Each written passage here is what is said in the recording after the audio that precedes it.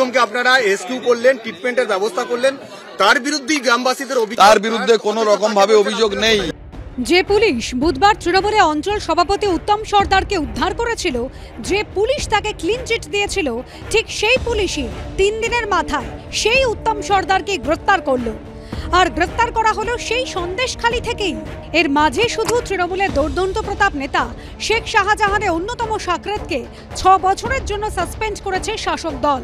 এখানেই প্রশ্ন উঠছে, মাথার উপর থেকে তৃণমূলের হাত উঠে যাওয়া, অর্থাৎ তৃণমূল থেকে সাসপেন্ড হওয়ার পরে কি উত্তম সর্দারকে গ্রেফতারের সাহস দেখাতে পারল পুলিশ? তৃণমূলের সন্দেশখালীর অঞ্চল সভাপতি, জেলা পরিষদের সদস্য এবং তৃণমূলের দুর্দান্ত প্রতাপ নেতা শেখ শাহজাহানের অন্যতম সাকরেত উত্তম সর্দারের বিরুদ্ধে গত কয়েকদিন ধরেই বিস্ফোরক অভিযোগ তুলেছিলেন গ্রামবাসীরা।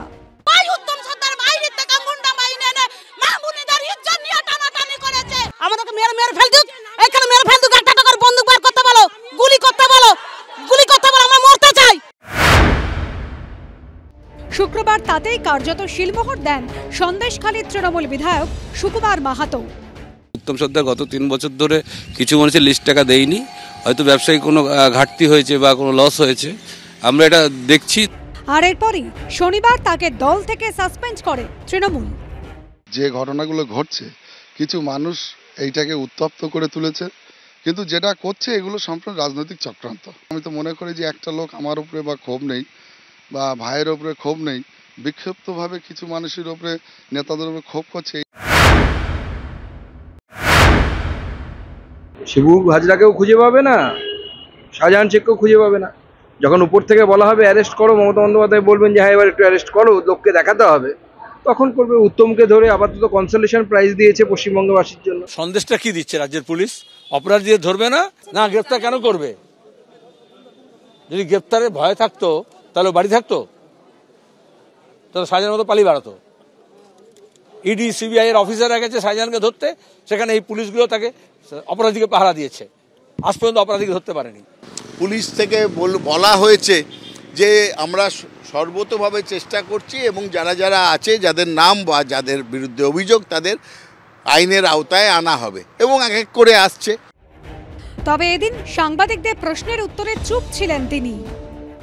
উত্তম বাবু, আপনাকে বহিষ্কার করা হলো তৃণমূল থেকে, আপনাকে তৃণমূল থেকে বহিষ্কার করা হয়েছে।